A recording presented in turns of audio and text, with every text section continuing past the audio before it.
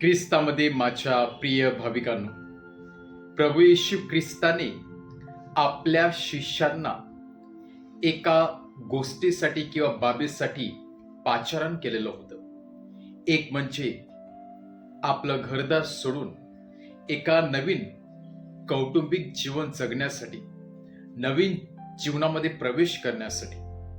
आणि 12 प्रेषित आपल्या गुरु समवेत राहिले. 3 वर्ष त्याने आपल्या गुरुची सेवा केली. त्यांची जीवन हे पूर्णपणे जागतिक जीवनापेक्षा वेगळं होतं. ते सर्व जरी वेगवेगळ्या ठिकाणून आलेले होते, वेगवेगळ्या कुटुंबातून आलेले होते, परंतु प्रभू येशूच्या मायेखाली, प्रभू येशूच्या मायेच्या हाताखाली ते मात्र एक कुटुंबच होते. त्यामध्ये चांगल्या प्रकारची विचारधारणा होती, शेअरिंग होती, प्रीती होती.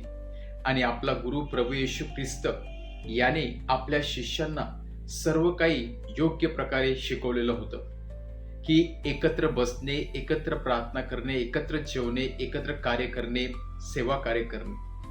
आणि प्रभू येशूच्या स्वर्गारोहणानंतर किंवा प्रभू येशूच्या त्या विजयोत्सवानंतर, मृत्यूवरती विजय मिळवल्यानंतर आज परत एकदा शिष्य एकत्र जमत आहे. पुनरुत्थित ख्रिस्ताचं दर्शन मिळाल्यानंतर त्यांना ते जुने दिवस आठवतात, जिथे गुरुने त्यांना सांगितलेलं होतं, एकत्र राहा, एकत्र प्रार्थना करा, एकत्र खा प्या आणि एकत्र सेवा करा.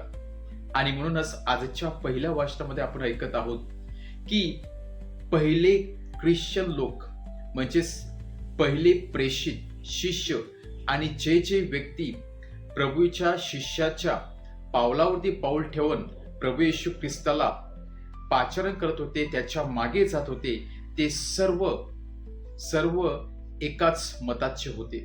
त्यांच्यामध्ये भेदभाव नव्हता. ते सर्व एकत्र राहत होते, एकत्र प्रार्थना करत होते आणि एकमेकांची शारीरिक गरज देखील भागवत होते. कशा प्रकारे? तर जे जे त्यांच्याकडे होते ते सर्व विकून ते एकत्र पैसा गोळा करत असत, एकत्र अन्नधान्य गोळा करत असत आणि सर्वांच्या बाबी लक्षात घेऊन सर्वांच्या गरजा पुरवत असत. आणि म्हणूनच ही सुंदर अशी कौटुंबिक जीवन आपल्याला पहिल्या वाचनामध्ये पाहावयास मिळते. त्याचं कारण एवढंच की प्रेषित किंवा शिष्य स्वतः आपल्या गुरु बरोबर राहून कौटुंबिक जीवन कसं जगायचं, नवीन व्रतस्थ जीवन कसं जगायचं ते शिकलेले होते. आणि म्हणूनच आजचं पहिलं वाचन सांगत आहे की त्यांच्यामध्ये मतभाव नव्हता, त्यांच्यामध्ये भांडण नव्हते, त्यांच्यामध्ये तिरस्कार नव्हता.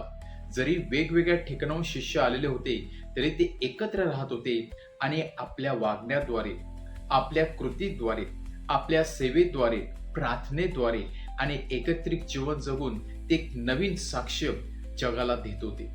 आणि म्हणून लोक जेव्हा जेव्हा त्यांच्याकडे पाहत होते तेव्हा ते ख्रिस्ताचे अनुयायी आहेत या नावाने ते त्याला संबोधित होते. आज आपल्याला अशा जीवनासाठी किंवा असं जीवन जगण्यासाठी, कौटुंबिक जीवन जगण्यासाठी, एकत्रितपणाचं जीवन जगण्यासाठी, युनिटीचं जीवन जगण्यासाठी, सेवाभाव करून, तिरस्कार भाव ठेवून प्रीतीचं जीवन जगण्यासाठी प्रभू येशू ख्रिस्त आणि पुनरुत्थित प्रभू येशू ख्रिस्त आपल्या सर्वांना पाचारण करत आहे. जिथे तिरस्कार असतो, जिथे भांडण असते, जिथे द्वेष असतो, राग असतो, कपट असते, तेथे ते युनिटी टिकवू शकत नाही, तेथे कौटुंबिक जीवन जगू शकत नाही.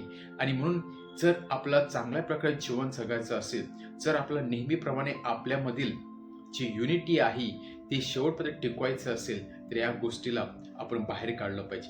पुनरुत्थित ख्रिस्ताकडून आपण सामर्थ्य मागूया. ज्याप्रमाणे आपले पहिले प्रेषित शिष्य एक मताचे होते, एकत्रित जीवन जगत होते, तेच आनंदाचे जीवन जगण्यासाठी परमेश्वराने आपला कृपा व शक्ती द्यावी म्हणून आपण प्रार्थना करूया. आमेन.